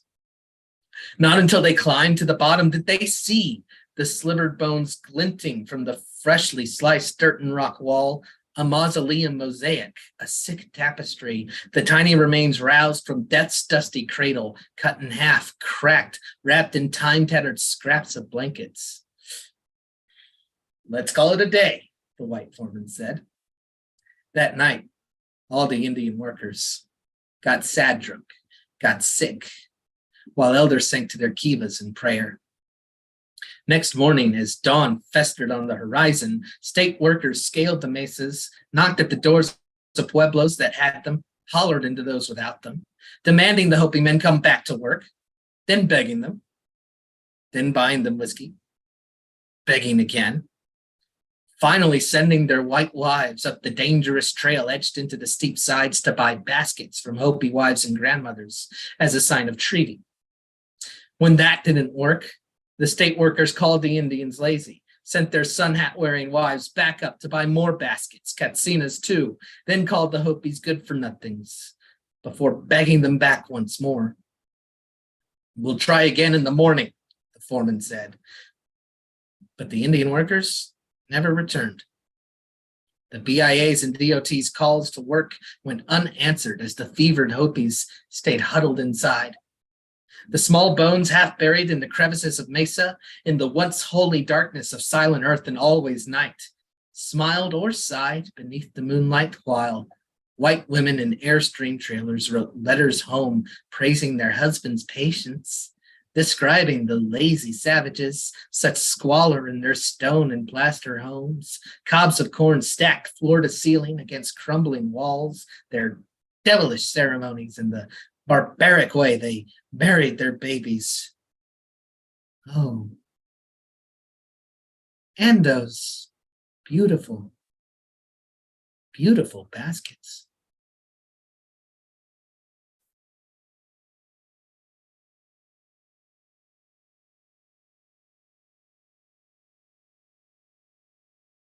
Cool, man. Thank you for that.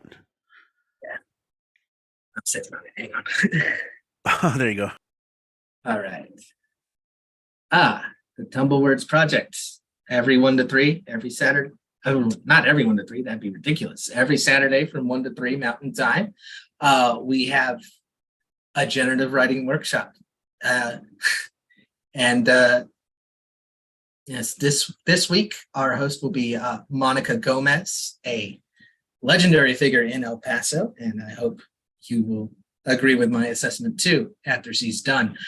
The week after that, Carlos Fidel Espinoza, another local limelighter, winner of the 2021 Southwest Book Award.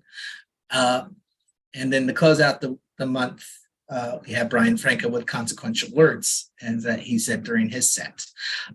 April's going to be real exciting too. I'm not going to get into all of it, but we'll have Nick Paleologos, we'll have Ray Ramos, we'll have Richie, we'll have a lot of powerful people involved.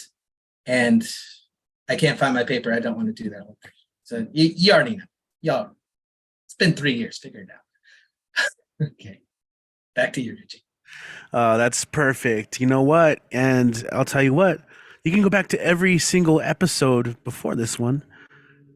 Kit has left timestamps for every single performer, so you could go rewatch some of his past performances, and that's where he'll also share any links that you want to hit them up. If this is your first time watching, once again, this is our online stay-at-home open mic. Good to have you guys here. We're gonna go ahead, and this is where we get international waters. Like that, in the snap of an instant, in the blink of an eye, we're gonna go ahead and bring up Lacan in the Philippines. What's up, Lacan? Always great when you get to drop by. Yeah, thank you so much for this platform, Richie. I always enjoy it, and it's one of the platforms it's my go-to. So I feel safe here. So thank you so much. And my battery is running down, plummeting as we speak. So I will pull my charger. Give me a moment. Okay. Magandang tanghali. Good noon to everyone. Feels weird because English doesn't have a greeting for noon, but in Filipino we do.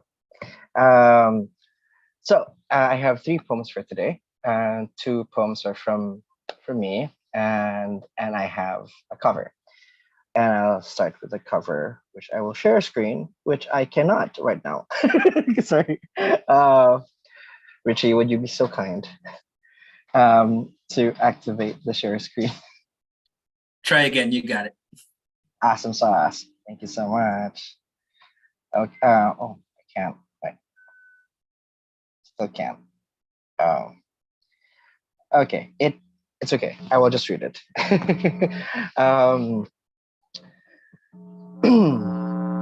A little closer to the edge by Ocean Vuong. Young enough to believe nothing will change them. They step hand in hand into the bomb crater. The nightfall of black teeth. His 4 Rolex, weeks from shattering against her cheek, now dims like a miniature moon behind her hair. In this version, the snake is headless, stilled, like a cord unraveling from the lover's ankles. He lifts her white cotton skirt, revealing another hour. His hands, the syllables inside them. Oh, Father, oh, foreshadow, press into her as the field shreds itself with cricket cries. Show me how ruin makes a home out of hip bones. Oh, Mother, oh, Minute, teach me how to hold a man the way thirst holds water. Let every river enter our mouths. Let every kiss hit the body like a season, where apples thunder the earth with red hooves, and I am your son. Maraming salamat. Thank you. Now for my 2 poems, I have content warning. It contains my experiences in saving minors from human trafficking and prostitution in the Philippines from 2016 to 2017. And these are two of my rescues, among the others. And we give them names when we rescue them. So this one is about Grace. Motherhood is a payment made in weekly transfers to Davao City. When my mama punches the obligations to gape my daughter, it feels like the punches my childhood is still selling behind the sale that she made. Burgundy is a color I still feel. when I said my apologies and the money I give for her. She's 5. It's been 5 years since I felt like a mother. I don't even see her, hear her in video and phone calls. Mama says it's my punishment that collects shame being raped. My sin is I'm a victim. My debt is I got pregnant. The installment chases me like check. Trauma would check. Mama is a solicitor.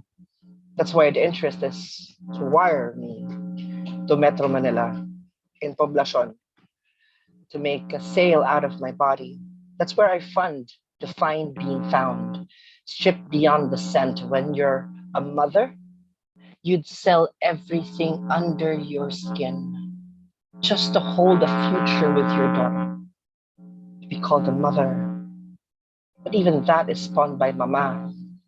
Anna is the collateral. I can't claim my wound yet. How I wish it were soon. But Mama would never release her for me. She's her story. Can you help me? Thank you. Actually, when she told me the story, that was the last thing she said. Can you help me? And we actually did. We got her daughter rescued too in Davao, and they got reunited. So, and by the way, these stories, these poems, have their consent. I asked them before I read them out loud or get published. So the second one is called, this is for Tien.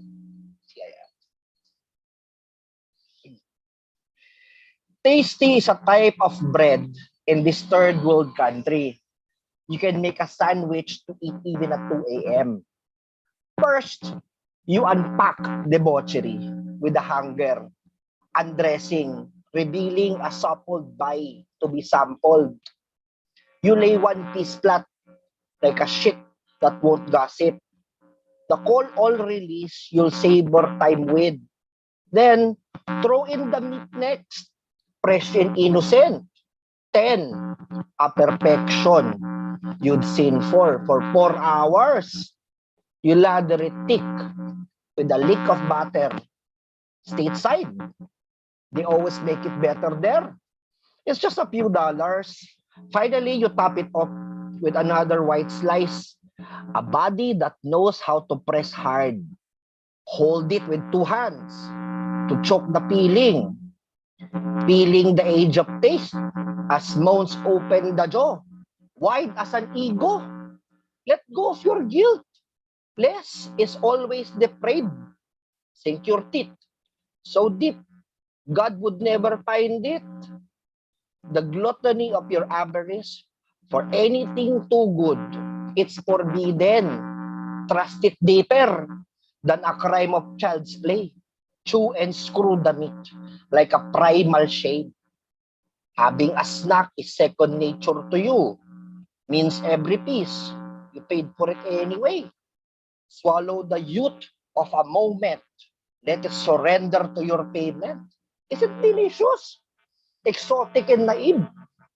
Your secret pleasure is safe until lights turn on and suddenly truth is out when you get caught. Rain! Rain! Rain! Rain! I hope the sandwich was worth it.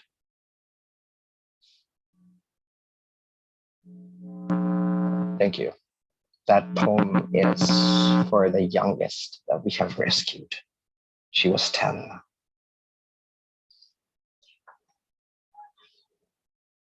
Maraming salamat. Thank you so much, everyone. Thank you, Lacan. Do you still work with these? I don't join the rescues anymore, but I currently work with the national government with Violence Against Women campaign, and also when I see I when I see a possible minor, I do message the organization for that person to be rescued. So that's what I do now. So, but that was such a special moment in my life. I helped rescue more than 100 women.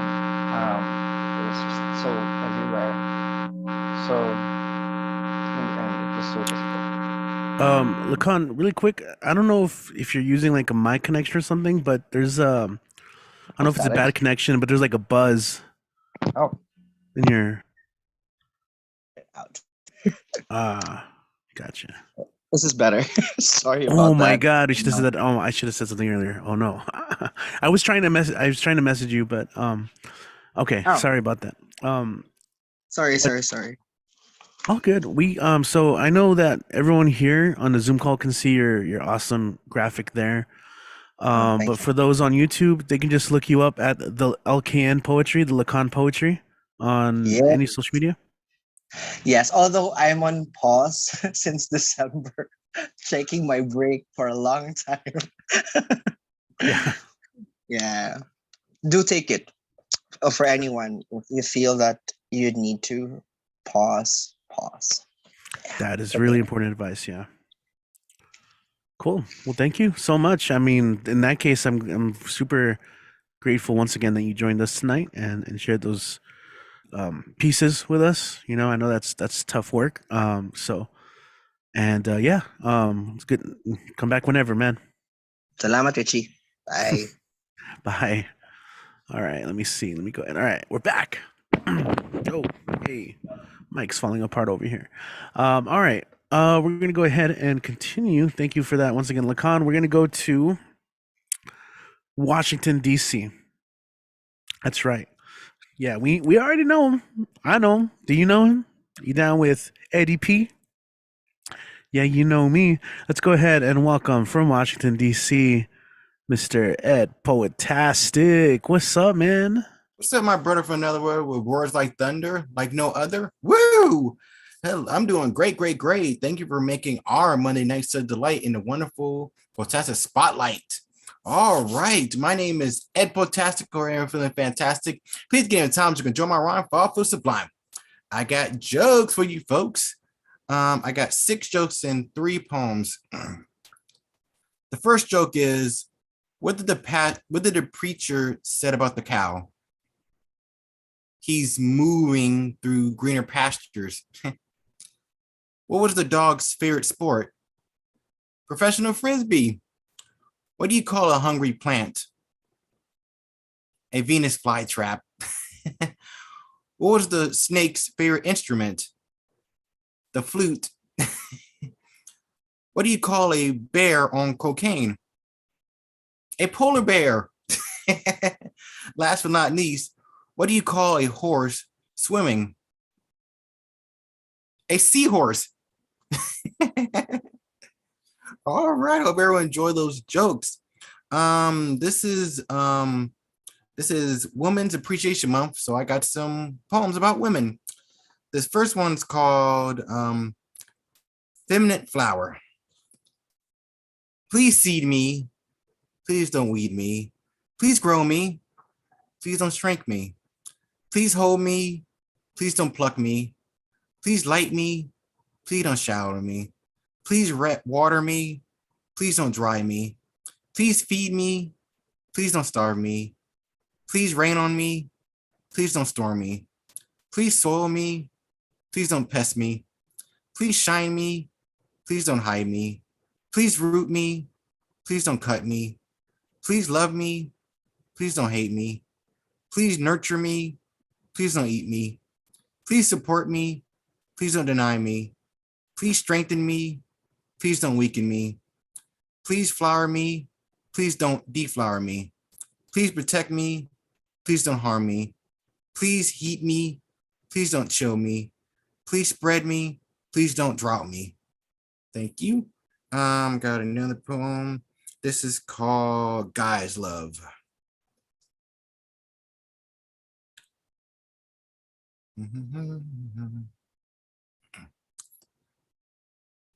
You possess an undefined natural organic beauty.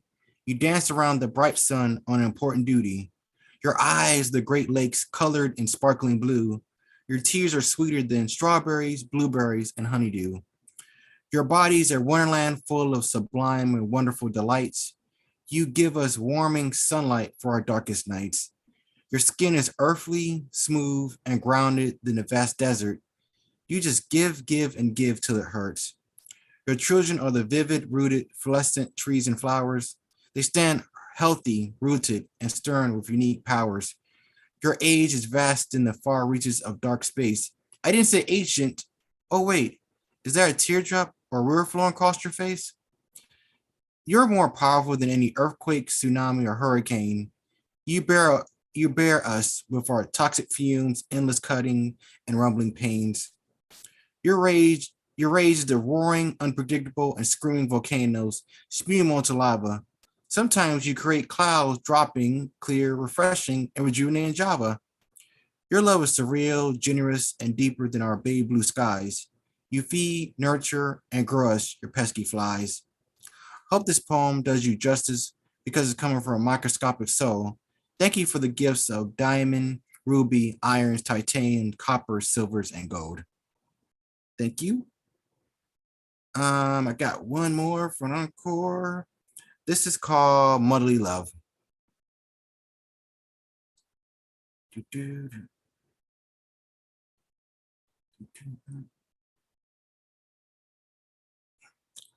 When I was a boy, you were my nurse, teacher, and friend. Now that I'm older, I still can't fully comprehend. How could one woman always be there for me? She did what she could, even I could see. We're the fruit while moms are the trees. Moms are always the bases of the worker bees. There's no love like a mother's heart, a love that lives and breathes in our art. A mother's love never changes for all time. It only gets stronger and stronger while it shines. Moms need to be celebrated each and every day. Without them, where could we run, stay, or play? If you don't have your mom but only your dad, it's okay. Love them too and don't be sad. Hearts full of devotion, dedication, affection that never ends. A river of love always flows over, and over again. We're a big part of her while she's a big part of you. I think that's why we're red and rarely blue. Mom, you're not just my mother, but my dad. You're an experience that any kid could ever had. Moms, thank you for not stop loving us. Don't worry, all this love isn't going to make us bust. Moms, there are no easy words for how much we love you. Hope these words resonate and stick inside you like glue. Thank you.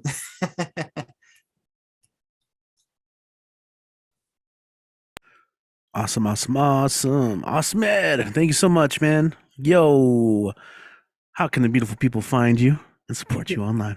Sure, no problem. If you want to go online, please come in this open mic and be unwind with some beer or wine. But if you want to, this Monday night has to be the most spectacular night of my wonderful Potastic Spotlight. But if you want to follow me, please feel free. My Facebook is Eddie Foreman and my IG is 8492. And remember, if the mic is right, I'll be there to shine plus the insight. If you send me a question, if you take guests, the answer is yes. Hope everyone stays safe, positive, and blessed, and never stop singing or spewing the wonderful word outside your chest, and never stop being, feeling, and doing your best. You got it all out, man. I love it. Thank you, man, for being part of this. Ed Potastic, everyone. Go follow him if you haven't already, and join him in the online maze of amazement. All right.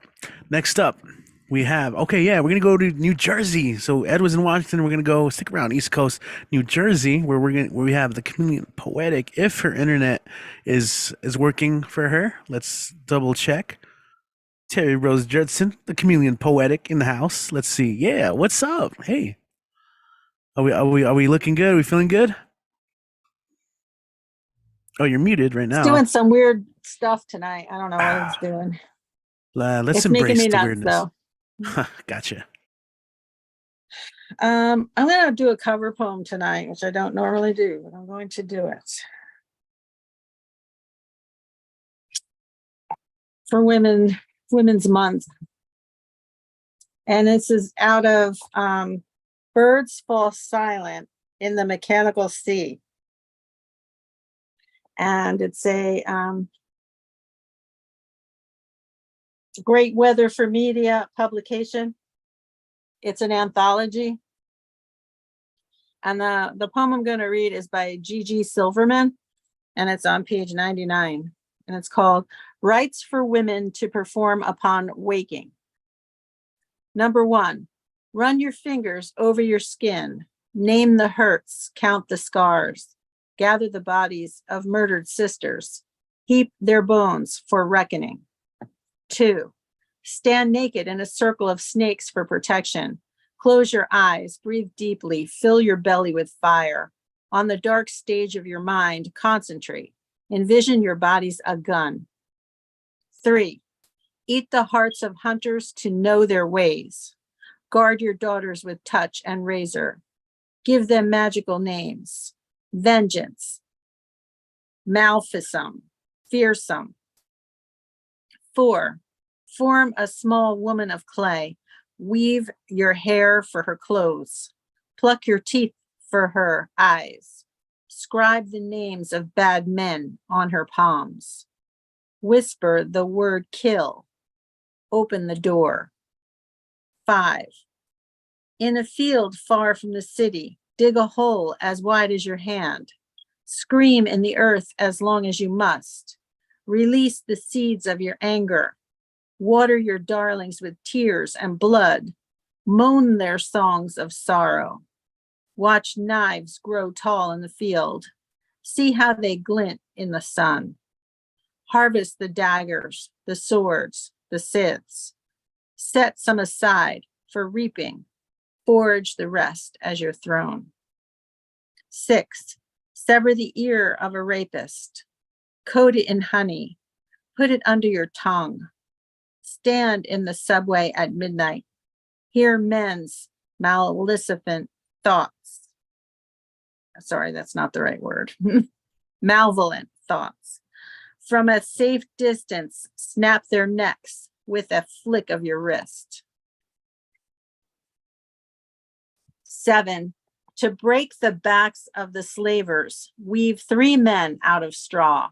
Circle them backwards 3 times. Cleave them in half with an axe.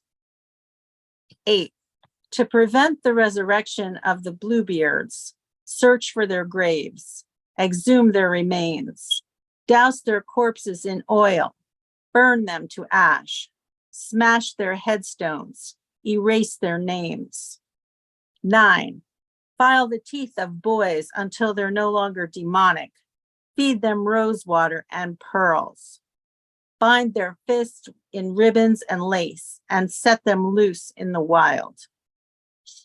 10, on a high plain, build a tower of cards with only kings, kings, kings.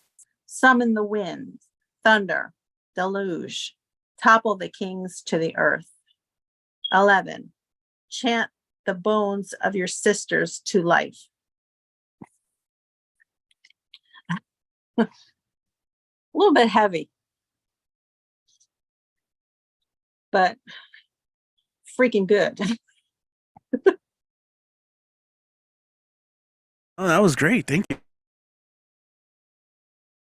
Thank you. Oh, buy my book, Chameleon Chronicles. I didn't read anything out of my book tonight, but you know, sometimes you need to do a cover poem. Alrighty then. Thank you. Chameleon Poet. And that's also your Instagram handle, right? The Chameleon Poetic. Yes, you can get my Profile. book on my Instagram. If you send me a message, I can send you, we can exchange information. I can give you copy of my book that's signed, or you can order it through Red or Green Books on their website. My handle on Instagram is the Chameleon Poetic, and my Facebook information is my name, Teresa Rose Dirtson, on Facebook. Perfect. Awesome. You got it down. And more importantly, the Wi-Fi seemed like it held through. Worked out. Thank you, Terry. I know. Thanks. All right, let's go ahead and get back here. What is up, everyone? So something we normally do is, oh, we missed Tez today. Interesting, yeah. I forgot to post on. Well, no, I did. I think I did the Pandemic Poets page. If you guys are interested, if you use Facebook, check out Pandemic Poets. There's a bunch of groups that you can also check out online there. But I'm gonna share a couple poems. Last week I revisited two pieces that I've never really, I kind of had, but weren't really. I wasn't really liking, so I added some stuff, did a lot of editing. And they were recently accepted for publication, so I'm going to read them. And they're pieces that I don't read often because I usually read the same ones over and over again. So this first piece is called Alargando, which is a musical direct and a piece of music, a direction that just means that the music is going slower, more broad, and more full. So I thought that was a really great way of describing this. Alargando.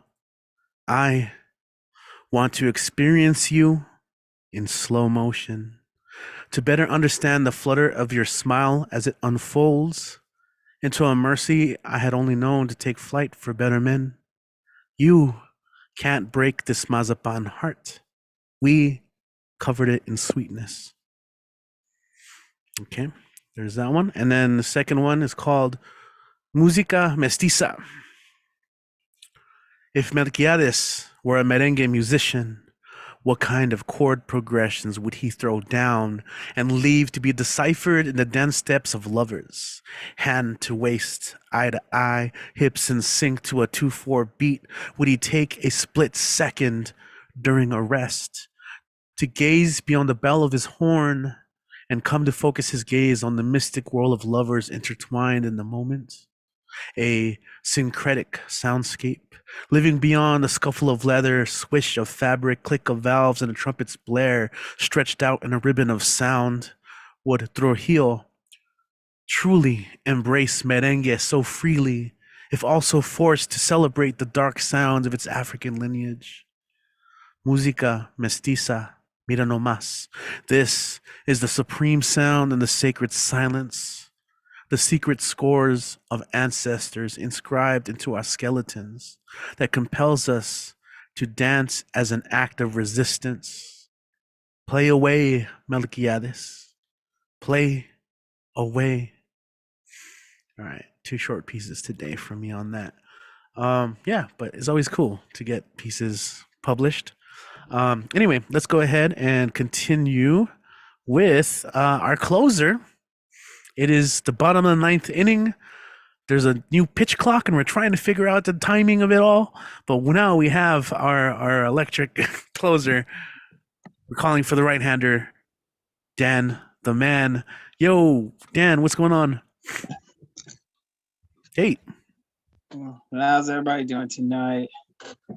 Yeah, I can't find Emily Dickinson's poems. I don't know where I put it, but my room's a mess. Okay. Oh, how's everybody doing tonight? So, oh well. Since we're still in the middle of March once again, since we just entered March. Here it is once again. A Child's Calendar by John Updike. Okay. March. The sun is nervous as a kite that can't quite keep its own string tight. Some days are fair and some are raw. The timid earth decides to thaw. Shy budlets peep from twigs on trees, and robins join the chickadees. Pale crouches poke through the ground like noses come to sniff around. The mud smells happy on our shoes. We still wear mittens, which we lose. Yeah, there's the sheep.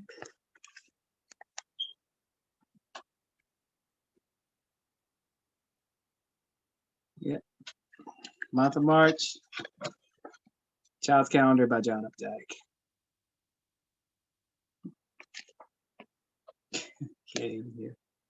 Anyway. All right. And I'm gonna do a little freestyling real quick in honor of in honor of International Women's Day. Okay, let's see here.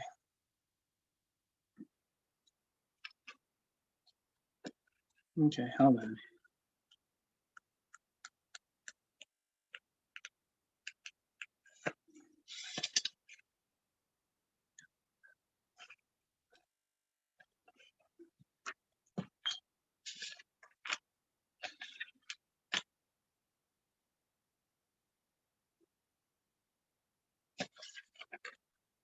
Okay.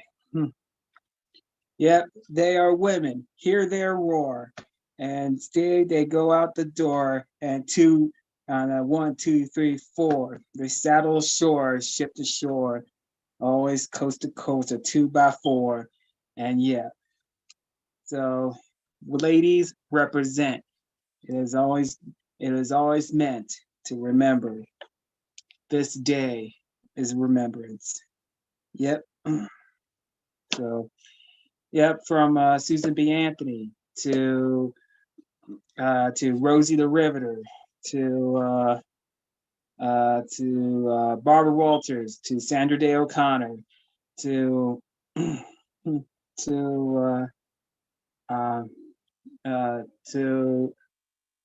trying to figure out the first woman's. Yeah, I know. Well, besides Black History Month, well, there's always Condoleezza Rice to Vice President Kamala Harris. So yeah, they're the ladies we represent. So yeah, so therefore, to all the ladies out there, to those who made significant history, and always here, yep, always, and to all the ladies out there, we represent. And yes, ladies, they are meant to remember. So, yep, happy International Women's Day. And yes, what can we say? Ladies are at bay. All the ladies out there, they say what they say. And yes, all thumbs up to the ladies. Happy International Women's Day. And yes, off above, happy National Women's Month. Ladies represent.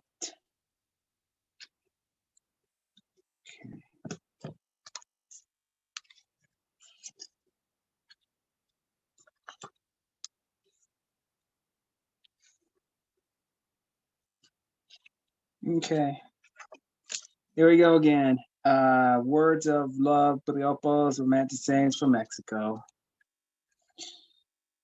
Alborgues y amores, mientras tengan reses, tendrán frutos y flores.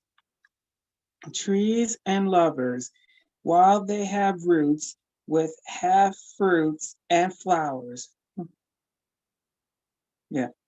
Ayer lloraba por verte y hoy lloro porque te vi.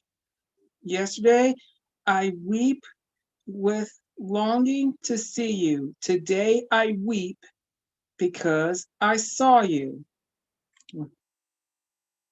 Okay. Si al cielo subir pudiera las estrellas de Bajara, la luna a tus pies pusiera y con el sol te coronaba.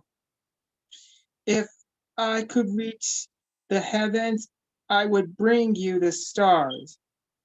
I would lay the moon at your feet and crown you with the sun.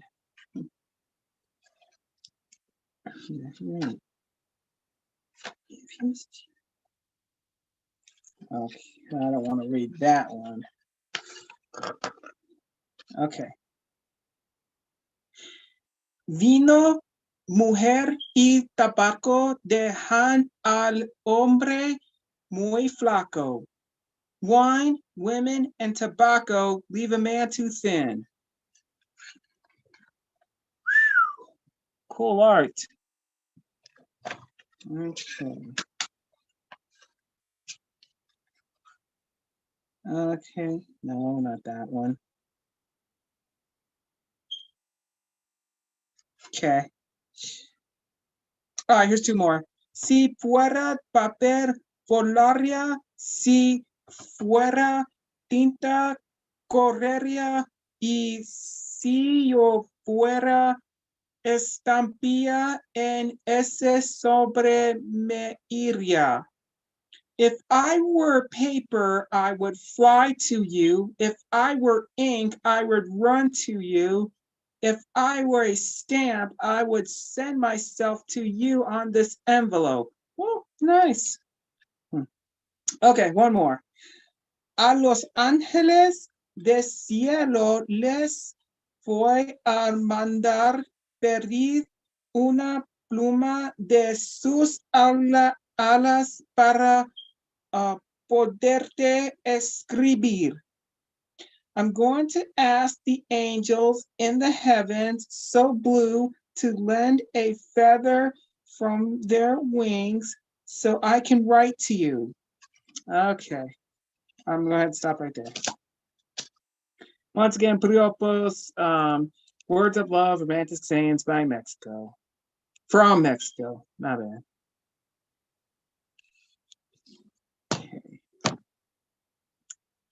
All right. I know this Sunday, this Wednesday, this Wednesday.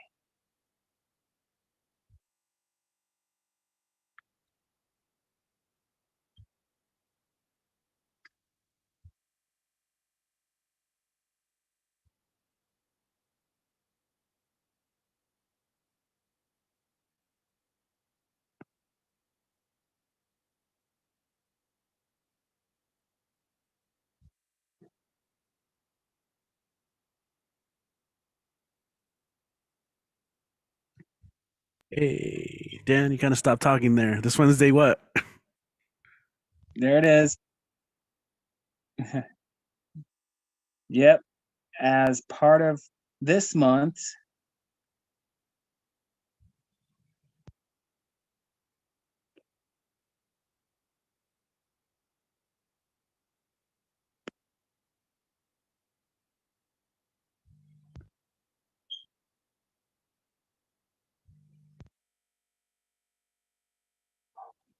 yep, this month's International Women's Month. Ladies represent. Okay.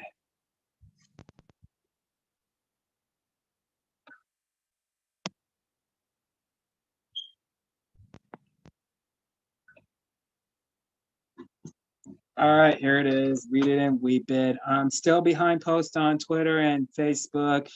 I'm trying to catch up on Instagram, so just hang tight. But most importantly, yeah, I'm also heavily behind schedule on Dan the Man's Weekly on my, yeah, so.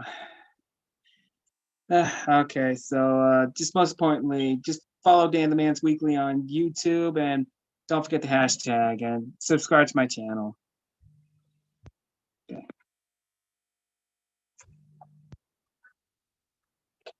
Yeah, okay. Yeah. All right, guys. I know next week will be pre St. Patrick's Day. I'm gonna do something green with mean. Yeah, if you know what I mean. Okay. All Alrighty right, then. guys. Thank you very much. You have a safe and have a great rest of the week. Richie, I hope to see you tomorrow at the Mona Bar. So, I'm all right, gonna the play rest of hide you, and I hope seek to with see you you. next. Yeah, I hope to see you next, and the rest of you, I'll see you next Monday. All right, Richie. Let's go ahead and call it a night. All right, let me just mute you really quick. All right, cool. Thank you, Dan. And thanks to all the performers tonight. We had a few peeps who couldn't make it, so I send my best to you. Again, it's okay if you can't make it one week or can't, or you want to sleep, or as Lacan mentioned earlier, want to take some rest. We do it every Monday, so we'll be back next Monday. And if you heard this and want to join us, you're more than welcome to. We usually do have a link to sign up in the description of these videos. Now, if you're really, really shy and the idea of performing on our live stream is intimidating, then we encourage you to join us for our after party. So pretty much after we end this live stream, some of us hang out a little bit in the Zoom call. But in the past, we have allowed people to just share anything as well, including people who are maybe shy and don't want to share specifically on the stream, but want to share some work. That is an option. I don't mention that enough. But yeah, you know how to access that if you access the description. Anyway, we will be back next week. And as always, my name is Rich. You can follow me on Instagram at Deadwall Reveries, or you can just look me up through Barbed Open Mic Series. And yeah, check us out if you're ever in our neck of the woods, El Paso, Texas. For the live stream and everyone performed, thank you so much once again. Again, thank you so much.